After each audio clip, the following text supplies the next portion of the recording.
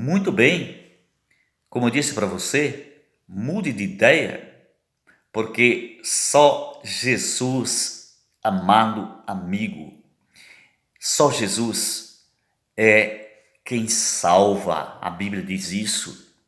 Só Jesus, a Bíblia nos diz, é apresentado como o libertador, o legislador, entendeu?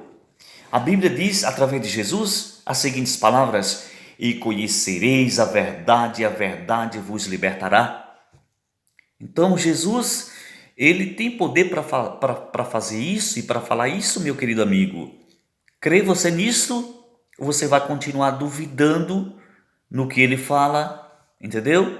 Certo? Então, com todo respeito, a doutrina que eu estive citando aqui, que Jesus não é todo-poderoso, é a doutrina jeovista, da organização Testemunho de Jeová, certo? Com todo respeito aos meus amados irmãos, eu amo vocês, mas examine mais as Escrituras Sagradas, porque, olha, senão vocês estarão entrando em contradição com o próprio texto, com os profetas, com os apóstolos, entendeu?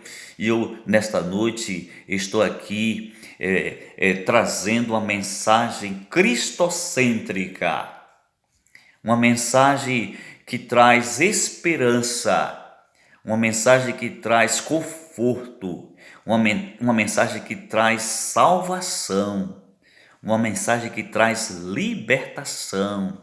Estou aqui nesta noite, meu querido irmão, meu querido amigo, até deixando de dormir o meu sono para poder levar esta mensagem para você e para a sua família.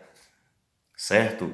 Assim já disse os antigos profetas, que aquele que invocar o nome do Senhor será salvo, e todo aquele que invocar o nome do Senhor estará aos seus pés diante do Monte das Oliveiras, lá em Jerusalém.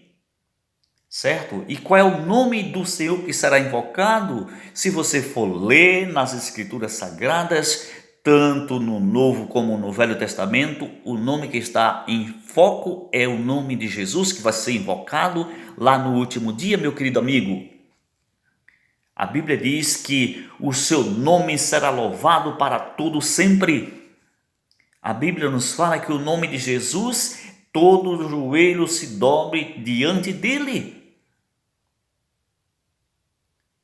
Mas para que naquele dia eu e você possa realmente fazer parte desse grupo de pessoas que vai louvar e adorar o nome de Jesus, isso tem que começar de agora, é de hoje, não é no último dia.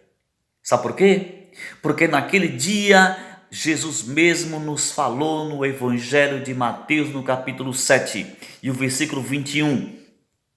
Nem todo aquele que me disser Senhor, Senhor, entrará no reino dos céus, mas somente aquele que fazer a vontade de meu Pai que estás nos céus. Existem muitas pessoas por aí que estão achando que só por pronunciar o nome de Jeová, isso já é o suficiente. O próprio Jesus nos falou, meus queridos amigos, que nós temos que anunciar o nome dele, mas nós temos que realmente cumprir o que ele pede que nós o façamos. Agora veja bem, além de nós cumprirmos a missão, que é falar de Jesus, pregar do seu amor, entendeu? Nós temos também que ver outras passagens na Bíblia que Jesus Cristo mesmo falou para nós.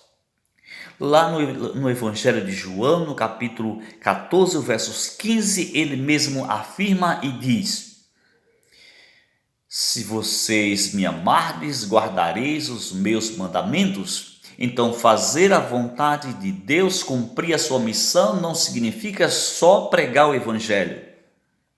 Existe, entendeu, uma série de coisas. Esta missão ela representa muita coisa, não é só pregar o evangelho.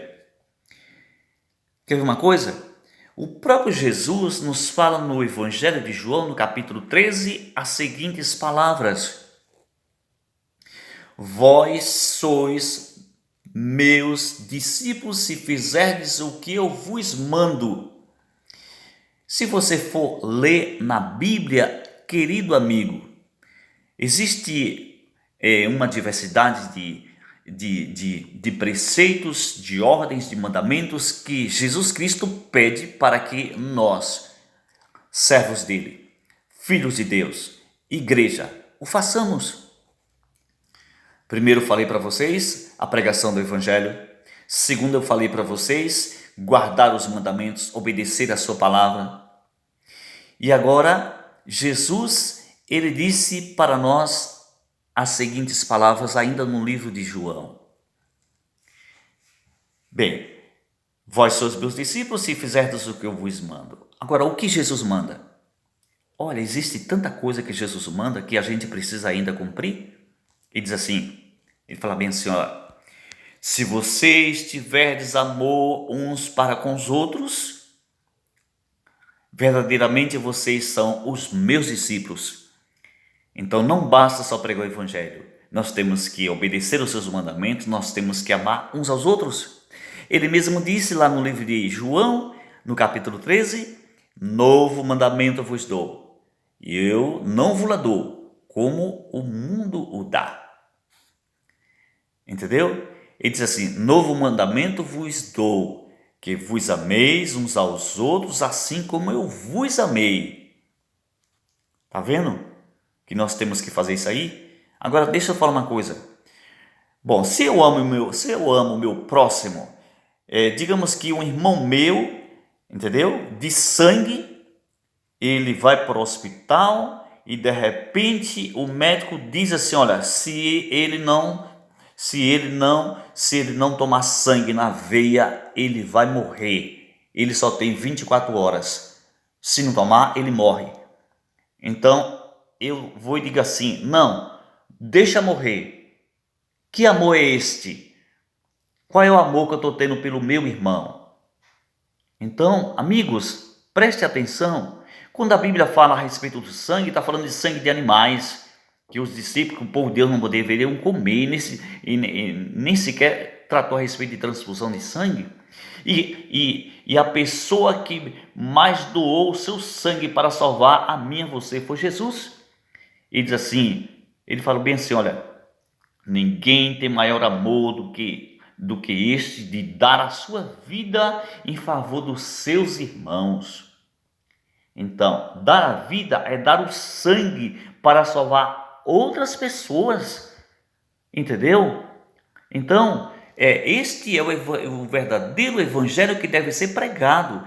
A questão não é a questão da pregação do evangelho, não é a questão aqui, entendeu? Que está em foco, não é pregar o evangelho, é como prega o evangelho, entendeu? Como é que você está pregando este evangelho?